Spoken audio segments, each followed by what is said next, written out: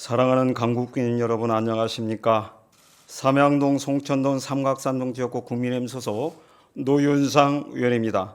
본 의원은 오늘 자유발언을 통해 이번 회기 행정사무감사를 통해 발견된 구청 수의계약 견적서류의 문제점들에 대한 대책 촉구하고 2024년도 예산안 심의 과정 중 우려스러웠던 부분들에 대해 의견을 밝히고자 합니다. 먼저 행정사무감사에서 대해서 말씀드리겠습니다. 본 의원은 지난 2022년도 행정사무감사에서도 수의계약 서류들의 문제를 지적한 바 있습니다. 전년도에 비해 올해 신청된 부분도 많았습니다만 여전히 비슷한 유형의 문제가 있는 계약 서류들도 많이 발견되었습니다. 몇 가지 사례를 사진으로 보겠습니다. 경로당 보조공사 계약 서류입니다. 계약 업체의 견적서와 다른 업체의 비교 견적서 이메일 주소가 똑같은 경우입니다. 이 외에도 위 업체의 경우 유사한 지적 사례가 더 있었습니다. 다음 사례를 보겠습니다. 재개발 호재 용역 계약 서류입니다. 계약업체와 비교 견적 업체의 사업자 등록번호가 똑같습니다. 계약업체의 사업자 등록번호가 맞는지 확인해 봤습니다. 다른 번호가 나옵니다. 그럼 견적서의 사업자 등록번호는 도대체 어느 업체의 등록번호인지 확인해 보니 비교 견적 업체의 등록번호가 나왔습니다. 그런데 비교 견적 업체의 주소는 견적서의 주소와는 다르게 계약업체의 주소로 나옵니다. 현재 등기부등본으로 확인해 보아도 두 업체의 주소는 동일한 것으로 나옵니다. 물론 같은 건물 사무실에 입주해 있다면 주소는 실제로 같을 수 있습니다. 업체와 부서에서는 단순 오기라고 말하지만 본 견적서 비교업체의 사업자 번호가 똑같이 들어가 있는 것을 단순 오기라고 보는 게 맞는지요? 두 업체가 사실상 같은 업체라고 의심할 수밖에 없는 정황이며 계약업체에 대한 정보 확인을 제대로 하지 않았다는 증거일 뿐입니다. 이러다 보니 업체가 강북구의 행정을 우습게 보는 것인지 아니면 강북구의 공무원들이 이를 알고도 묵인하는 것인지 본 의원은 두 가지 경우 모두 문제라고 생각합니다. 이 문제의 책임은 단순히 제가 보여드린 계약의 담당 부서뿐만 아니라 재무과 등 결제 라인 전체에 있습니다. 협조 결제까지 포함한 그 많은 결제자들이 어떻게 단 한 명도 이것을 검토하지 못할 수 있습니까? 공무원의 기본은 서류입니다. 행정의 결과는 서류로 남습니다. 행정기본법 제3조에 따르면 국가와 지방자치단체 국민의 삶의 질을 향상시키기 위하여 적법 절차에 따라 공정하고 합리적인 행정을 수행할 책무를 진다라고 규정되어 있습니다. 적법한 서류의 중요성은 더 강조하지 않아도 공무원들 스스로 너무나도 잘 아시리라 생각됩니다.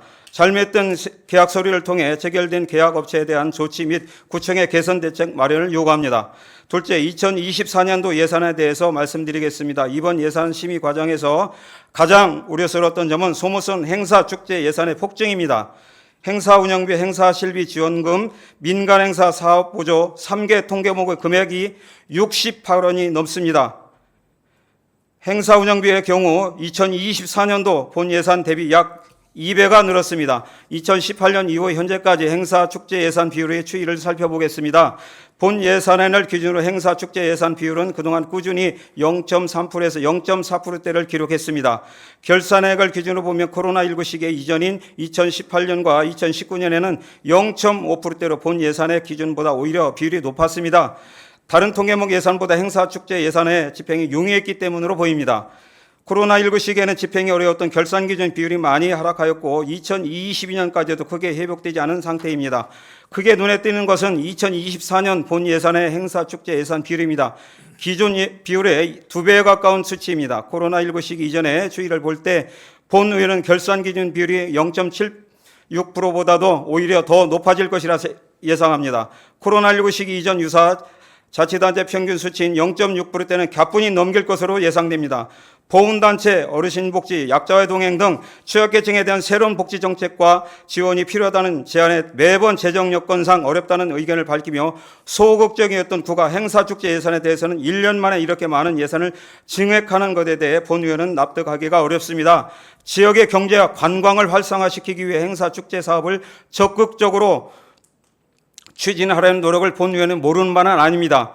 하지만 행사 축제성 사업을 무작정 확대하고 늘리는 것이 능사는 아닙니다. 제대로 내실 있게 추진하지 못할 경우 예산이 대규모로 낭비되는 돈 잡아먹는 하마가 되기 가장 쉬운 분야가 행사 축제 분야이기도 합니다. 각 부서마다 비슷한 장소, 비슷한 주제의 축제들을 우후죽순으로 추진할 것이 아니라 대표 축제 한두 가지를 내실 있게 만드는 것에 집중해 주시기 바랍니다. 예산심의와 관련한 사전 절차 이행에 대해서도 말씀드리겠습니다.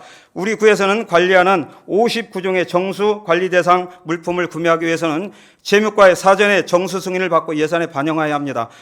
공유재산 및 물품관리법 시행령 제58조 3항에 따르면 지방자치단체의 장은 정수관리 대상 물품 중 정수가 배정되지 않은 물품은 취득할 수 없으며 그 구입 및 유지관리에 필요한 소요 경비를 예산에 반영할 수 없다고 되어 있습니다.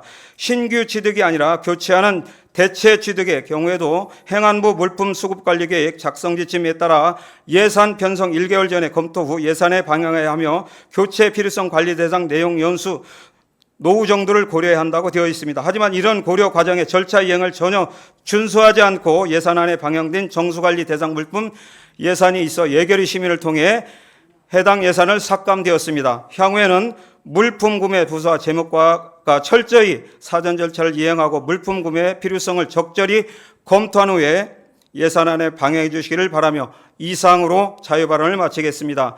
경청해 주셔서 감사합니다.